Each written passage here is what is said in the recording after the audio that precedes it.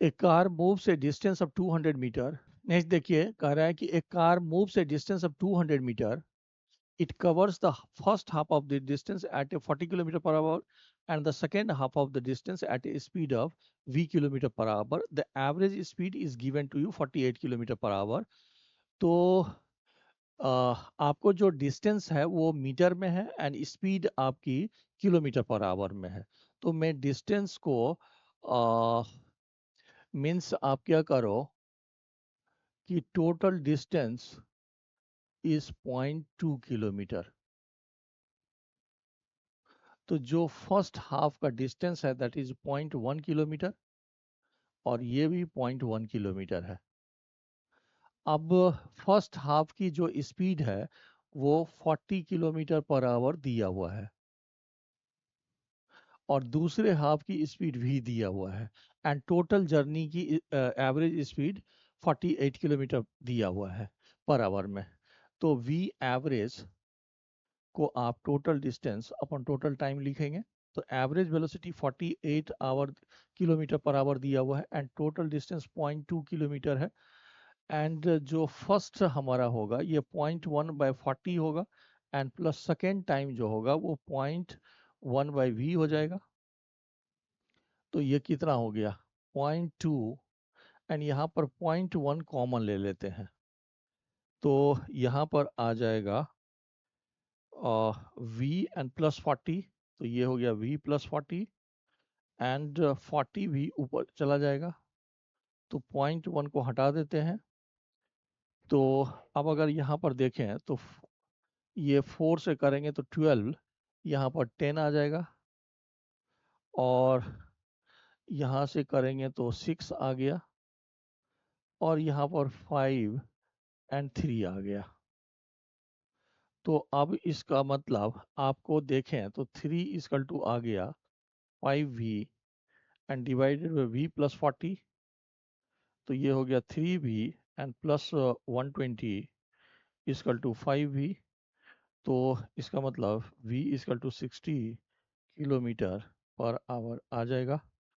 तो second option हमारा correct हो जाएगा। ये सिमिलर टाइप का क्वेश्चन है। नेक्स्ट देखिए 14। A car covers the first half of the distance between two places at 40 km per hour and other half at 60 km per hour. तो average speed of the car. अब अगर देखेंगे तो ये directly formula भी लगा सकते हो आप 2v1 v2 and divided by v1 plus v2। अब इसमें कई सारे क्वेश्चन सॉल्व कर लिए हैं। तो 2 multiplied by 40 multiplied by 60 and divided bye 40 plus 60 ये तो 100 हो गया। तो ये डबल जीरो कैंसिल हो जाएगा तो ये 48 किलोमीटर पर आवर आ जाएगा। ये हम चूंकि पहले सॉल्व किए हुए हैं इसीलिए मैं डायरेक्टली इसको कर रहा हूँ। Next, in some appropriate units time and positions relations दिया हुआ है t is equal to x square plus 1 the acceleration of the particle is. अब अगर देखेंगे यहाँ पर तो t इजकल टू आपको दिया हुआ है x square and plus x. तो आप यहाँ पर dt by d x find कर लो। तो ये हो गया 2x plus 1 D T by d x निकाला तो यहाँ से D x upon D T की वैल्यू 1/2x+1 आ जाएगा।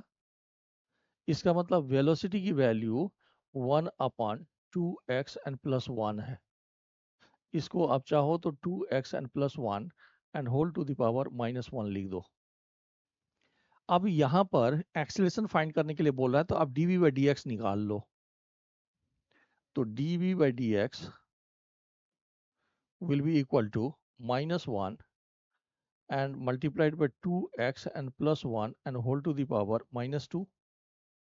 तो ये आपका कितना हो गया -1 divided by 2x and plus 1 का होल स्क्वायर हो जाएगा। एंड एक्सेलरेशंस का जो हमने रिलेशंस कलेक्ट किया है that is v dv by dx, ये रिलेशंस कलेक्ट किया है। तो यहाँ पर देखो कि v की वैल्यू है 1/2x प्लस 1। तो ये हो गया 1। अच्छा, एक यहाँ पर गलती किए हैं कि dv by dx में जब आप इसको डिफ्रेंशिएट कर रहे हो तो ठीक है ये यहाँ पर ऐसा हो गया, लेकिन यहाँ पर चेन रूल से 2 से मल्टीप्लाई भी करना पड़ेगा आपको। जैसे देखिए 2x plus 1 to the power -1 है, तो -1 से मल्टीप्लाई किए, एक कम किए, इसको डिफ्रेंशिएट किए तो 2 से मल्टीप्लाई भी करना होगा।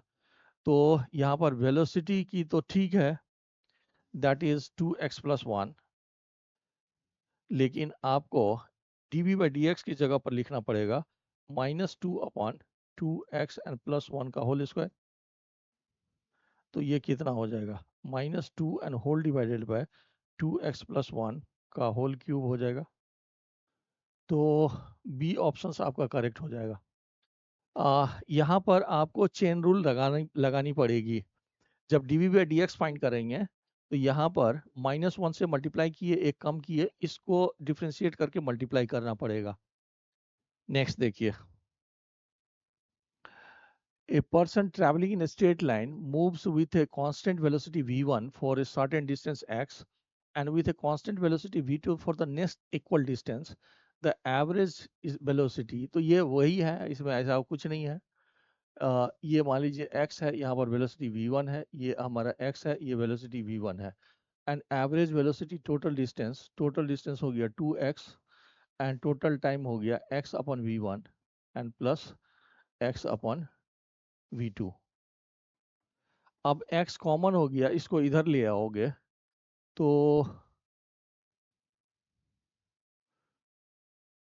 ये आपका directly 1 upon v1 and plus 1 upon v2 equal to 2 upon v आ जाएगा। तो आपका बी ऑप्शन करेक्ट हो जाएगा। नेक्स्ट देखिए, if the velocity of the particle is v is equal to at plus bt square, where a and b are constant, then the distance traveled by it between 1 seconds and then the distance travel by it between 1 second and 2 seconds। देखिए, आपको velocity equal to दिया हुआ है at plus bt square. तो यहाँ पर velocity की जगह पर आप dx बाई dt यूज कर सकते हो। तो dx बाई dt हो गया at and plus bt square. अब यहाँ से dx की वैल्यू हो गया a t dt and plus b t square dt। अब इसको इंटीग्रेट कर लो तो x इक्वल टू हो गया a t square by 2 and plus b t cube by 3। अब वो कह रहा है then the distance traveled by it between 1 second and 2 seconds। तो अगर हम x1 देखें तो t का वैल्यू 1 रखेंगे तो ये a by 2 and plus b by 3 आ जाएगा। ये आपका t इक्वल टू 1 सेकेंड में है एंड x 1 सेकेंड अब 2 रखना है आपको। तो x2 का वैल्यू कितना हो जाएगा, ये हो जाएगा 2 का स्क्वायर, तो ये 2a हो गया एंड प्लस यहाँ पर 2 क्यूब, तो 8b बाई 3 हो जाएगा। तो अब जो डिस्टेंस हमने कवर किया that is the x2 and minus x1, तो इसको अगर हम लिखें तो that will be equal to 2a and minus a by 2 and plus 8b by 3 and minus b by 3। तो ये कितना आ जाएगा 3a by 2 and plus 7b by 3। तो x की वैल्यू इतना आ गया। इसका मतलब आपका बी ऑप्शंस करेक्ट हो जाएगा। नेक्स्ट देखिए,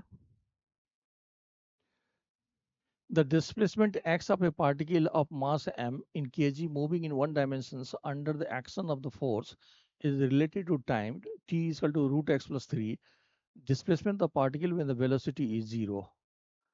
तो अब अगर देखेंगे तो t is equal to आपको दिया हुआ है रूट x एन प्लस 3। तो यहाँ से t minus 3 is two root x हो गया, तो x की वैल्यू आ गई t square minus 6t and plus 9। अब ये कह रहा है कि आपको the displacement of the particle when its velocity is 0। तो इसको डिफरेंशिएट करो तो वेलोसिटी इज इक्वल टू हो गया 2t एंड -6। अब अगर वेलोसिटी 0 है तो दैट इज 2t - 6। इसका मतलब t = 3 सेकेंड आ गया। तो इस टाइम में उसकी जो डिस्प्लेसमेंट है वो कितना है ये फाइंड करने के लिए बोल रहा है। तो x will be equal to 3² and -6 multiplied by 3 and +9। तो ये 0 हो जाएगा। तो इसका मतलब displacement is 0 when the displacement हो सकता है 0, डिस्टेंस 0 नहीं होगा। मतलब पार्टिकल जहां से चला है वहीं वापस अगर आ जाएगा तो डिस्प्लेसमेंट इज 0 पॉसिबल है। नेक्स्ट देखें, अगर a body is moving with a velocity 30 meter per second towards east, after 10 seconds its velocity becomes 40 meter per second towards north, the average acceleration of the body is। अब अगर देखेंगे तो map में हम इसको north लेते हैं and ये ईस्ट है, एंड ये कह रहा है कि पहले उसकी वेलोसिटी है 30 मीटर पर सेकेंड ईस्ट में, and in 10 seconds its velocity becomes 40 meter per second towards the north। Average velocity निकालने के लिए बोल रहा है। तो आप क्या करो, यहाँ पर जैसे v1 को आप वेक्टर के हेल्प से 30 आई कैप लिख दीजिए एंड v2 को 40 आई कैप लिख दीजिए, एंड जो एवरेज एक्सेलरेशंस है that is change in velocity upon time लिखते हैं। तो यहाँ पर 40 आई कैप एंड -30, नहीं 40 जे कैप है, ये जे कैप है। तो 40 J cap and -30 I cap and divided by time 10 second हो जाएगा। So this will be equal to, इसकी मैग्नीट्यूड निकाल लीजिए। इसकी मैग्नीट्यूड निकालेंगे तो 40² एंड +30² का अंडर रूट हो जाएगा, तो ये 50 आ जाएगा। तो 50 divided by 10 and that is 5 metre per second square. तो ये आ जाएगा, इसका मतलब C option is the correct answer. Next देखिए, a particle moving along x-axis has accelerations f is equal to f naught t by t, where f naught and t are constant। The particle at t0 has velocity 0, ऐसा दिया हुआ है। In the time interval t is equal to 0 and the instant when accelerations को उसने f से denote किया है। acceleration is 0, velocity of the particle is moving along the axis। तो अब अगर देखेंगे यहाँ पर तो f इजकल टू आपको दिया हुआ है कितना, f naught 1 minus t by T, और at the instant when f is 0, तो इसको 0 अगर ले लें तो 0 equal to f naught 1 minus t by T. तो इसका मतलब t की वैल्यू t सेकेंड आ गया, यानी कि इस टाइम में उसकी वेलोसिटी कितनी है वो फाइंड करने के लिए बोल रहा है। And the instant when f is equal to the particle's velocity is, तो इस टाइम में वेलोसिटी फाइंड करना है। तो आप यहां से क्या करो, इसको लिखो dv by d t is equal to f naught 1 minus t by t and dv is equal to f naught dt and minus 1 upon t and dt। अब इसको इंटीग्रेट कर लीजिए। यहाँ पर 0 है, t इजकल टू 0 टाइम में velocity, ये question में दिया हुआ है, और हमें कैपिटल टी में निकालना है। तो यहाँ से वेलोसिटी कितना हो गया, एफ नॉट, ये हो जाएगा T and minus 1 upon T and into t²/2। तो यहाँ से t कैंसिल हो गया और t माइनस t/2, तो ये एफ नॉट t/2 बच गया। So velocity after time when after time t, इस t टाइम में एक्सेलरेशंस की वैल्यू 0 है, तो इस टाइम में जो वेलोसिटी होगी that will be equal to F naught t/2। तो आपका डी ऑप्शन करेक्ट है, डी ऑप्शन मैच कर रहा है। नेक्स्ट देखिए, a car moves from x to y with a uniform velocity of vu and returns x with a uniform speed of vd. तो ये तो एवरेज, अब ये फार्मूला से जो है ना ये डायरेक्टली ए हो जाएगा, ये कई बार कर चुके हैं.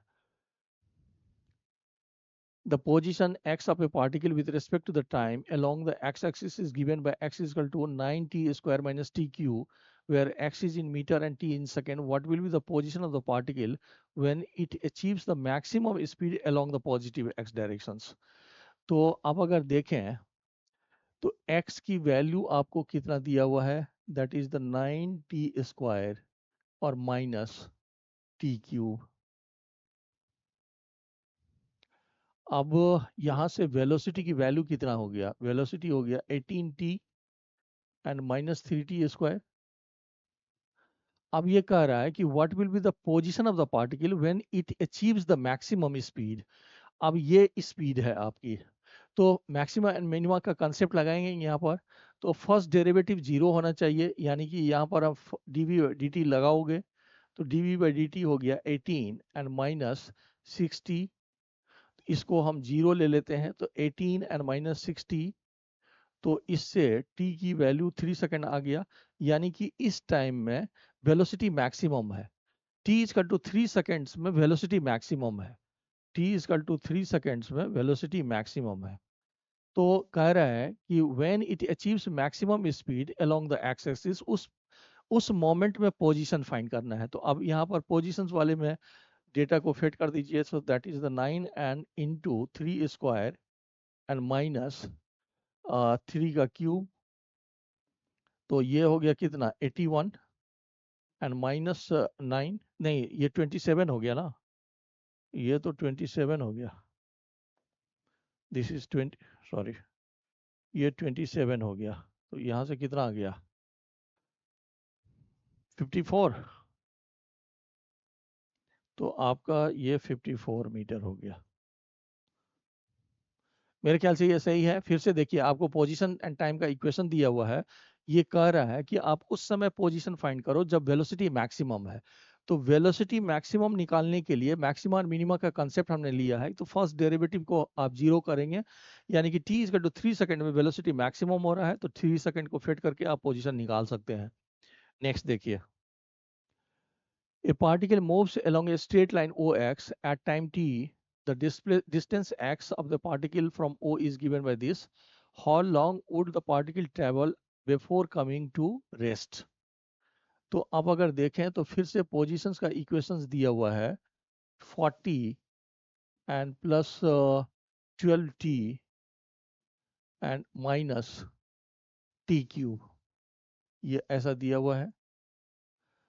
अब ये कह रहा है कि how long would the particle travel before coming to rest. तो यहाँ से वेलोसिटी निकाल लो. तो वेलोसिटी इक्वल टू हो गया 12 एंड माइनस 3t स्क्वायर.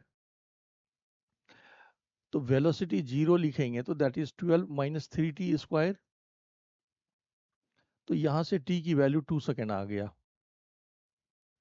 तो इस 2 सेकेंड्स में वो कितना डिस्टेंस कवर किया, तो x इक्वल टू हो गया 40 and plus 12 into 2 and minus 2 cube. तो ये हो गया 40 एंड प्लस 24 एंड माइनस 8, तो 56 मीटर आ गया ये. इसका मतलब आपका C option is the correct answer. Next देखिए, a particle moves along a straight line such that its displacement is given to you. The acceleration of the particle at t is equal to 1 seconds. तो इसमें कुछ है नहीं. आप अगर देखें तो s is equal to is 3t cube plus 7t square plus 14t and plus 5. तो इसको डिफरेंशिएट ds by dt करेंगे तो वो वेलोसिटी होगा. तो वेलोसिटी इज इक्वल टू हो गया 6t square and plus 14t. Next देखिए, ये कह रहा है कि particle moves along a straight line such that its displacement with time is relation is given. इसके बेसिस पर कह रहा है कि the acceleration of the particle at t equal to 1 seconds. तो यहाँ पर अगर देखेंगे तो s is equal to 3t³ plus 7t² plus 14t and plus 5। अब पहले ds/dt निकालिए, यानी कि वेलोसिटी निकालिए, तो that will be equal to 9t² and plus 14t and plus 14। अब यहाँ से dv/dt करेंगे, यानी कि एक्सेलरेशन फाइंड करेंगे, तो ये हो जाएगा 18t एंड प्लस 14। अब यहाँ पर देखेंगे तो वो कह रहा है कि आप एक्सेलरेशन फाइंड करो at t equal to 1 second. तो acceleration equal to 18 and multiplied by 1 and plus 14 हो जाएगा। So that will be equal to 32 metre per second square. तो इसका मतलब आपका बी ऑप्शन आपका करेक्ट है। नेक्स्ट देखते हैं। The acceleration of the particle is increasing linearly with time t as bt. The particle starts from the origin with an initial velocity v naught. मतलब आपको t इक्वल टू 0 में velocity की value v naught is given to you. The distance traveled by the particle in time t will be. तो सबसे पहले देखो कि एक्सेलरेशंस की वैल्यू आपको दिया हुआ है bt। तो यहाँ से dv/dt अगर करेंगे तो that is given to you bt। अब dv अगर करें तो that will be equal to bt and dt। अब इसको अगर इंटीग्रेट करें तो t0 में वेलोसिटी v नॉट है और t टाइम में मान लीजिए वेलोसिटी v है। तो ये हो गया v minus v naught equal to b t²/2। अब यहाँ से v इक्वल टू हो गया v not and plus b t²/2। अब कह रहा है the distance travel by the particle in time t। तो यहाँ पर dx/dt करेंगे, तो यहाँ से dx will be equal to v naught dt and plus b/2 t² and dt। यहाँ पर dx/dt में dt से मल्टीप्लाई कर लिए हैं एंड इसको इंटीग्रेट कर ले। So this is x equal to v naught t and plus bt³/6। तो आपका जो है सी ऑप्शन मैच कर रहा है। C is the correct answer, bt³/6। Next, a car accelerates from rest at a constant rate alpha for some time, after which it deaccelerates at a constant rate beta and comes to rest. If the total time elapsed is t, then the maximum velocity acquired by the particle. अगर आप chapter video को देखें तो हम similar type के questions को वहां पर डिस्कस किए हैं। तो आपको क्या करना है कि जो इंफॉर्मेशन गिवन है उसकी आप वेलोसिटी टाइम ग्राफ ड्रॉ कर लो। तो यहाँ पर अगर हम वेलोसिटी टाइम ग्राफ ड्रॉ करने की कोशिश करें तो कह रहा है कि accelerate from rest at a constant rate alpha. तो पहले वो एक्सलेट कर रहा है, मान लीजिए ये टाइम t1 है, and then decelerate at a constant rate beta और ये टाइम t2 है। एंड क्वेश्चंस में t equal to t1 plus t2 given है। तो इस डेटा के बेसिस पर मैक्सिमम वेलोसिटी फाइंड करने के लिए बोल रहा है। मान लीजिए कि यहाँ पर मैक्सिमम वेलोसिटी को हम vm लिख रहे हैं।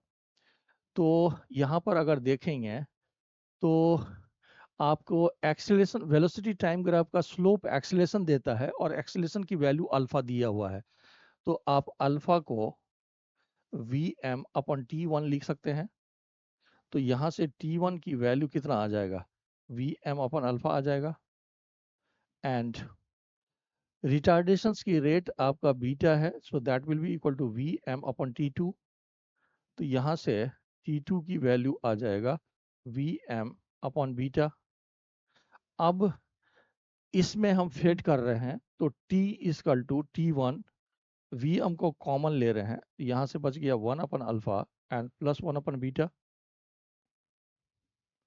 तो यहाँ से vm की value alpha beta T and divided by alpha plus beta हो जाएगा। तो alpha beta T divided by alpha plus beta, ये आ जाना चाहिए। नेक्स्ट देखिए, यहाँ पर मेरा पहला सेशन खत्म हुआ है नीट के काइनेमेटिक्स के प्रीवियस ईयर्स क्वेश्चंस के डिस्कशन का। अब नेक्स्ट पार्ट में ये कंटिन्यू रहेगा। हम नीट्स की जो प्रीवियस ईयर क्वेश्चंस के डिस्कशन है, उसके बाद आपकी नेक्स्ट चैप्टर फिर टू डायमेंशनल मोशन स्टार्ट होगी। तो ऐसे स्टूडेंट्स जिन्होंने हमारी चैप्टर वीडियो नहीं देखा है, पहले आप चैप्टर वीडियो को देखिए एंड फिर उसी चैप्टर के प्रीवियस ईयर क्वेश्चंस को के वीडियो को देखिए। That will be very helpful. Thank you.